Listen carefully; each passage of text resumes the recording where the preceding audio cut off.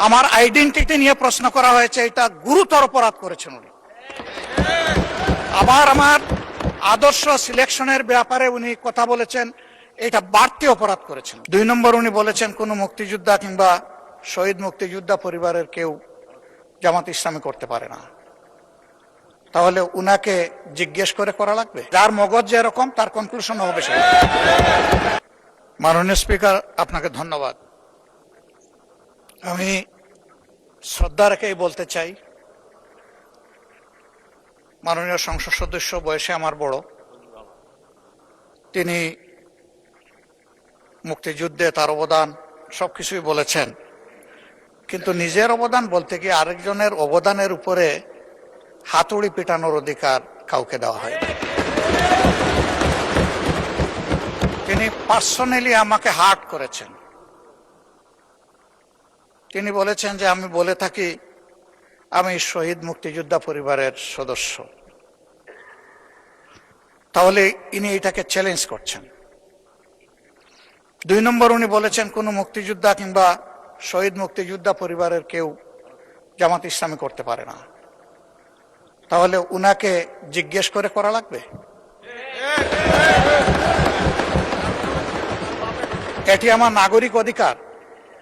আমি কোন দল করব, কোন আদর্শ আমি অনুসরণ করব, এর উপর হস্তক্ষেপ করার ন্যূনতম কোনো অধিকার রাষ্ট্র কিংবা সংবিধান কাউকে দেয়নি।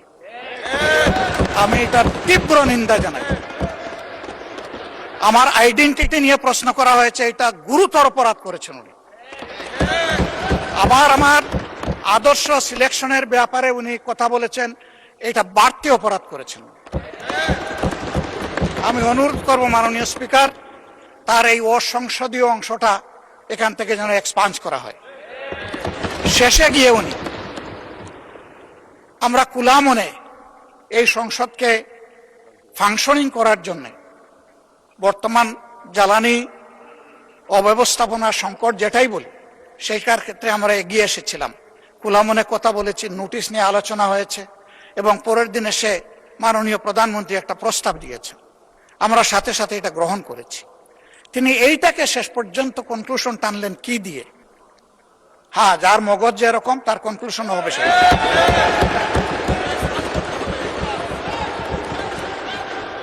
তার মতো একজন প্রবীণ ব্যক্তির কাছ থেকে, রাজনীতিবিদদের কাছ থেকে আমি এই ধরনের আচরণ আশা করিনি।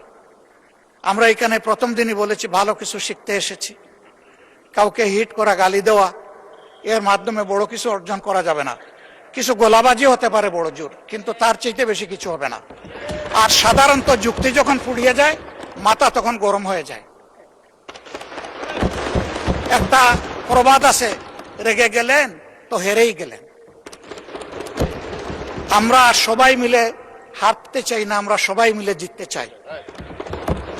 এই জন্য সবাই যেন মাথাটা একটু ঠান্ডা রেখে যুক্তির সাথে সত্য নির্ভর কথাগুলা বলি, তাতে অবশ্যই দেশবাসী উজ্জীবিত হবে, এই সংসদের প্রতি মানুষের আস্থা তৈরি হবে, এবং দেশটাকে নিয়ে সবাই মিলে আমরা সামনে এগিয়ে যেতে পারবো।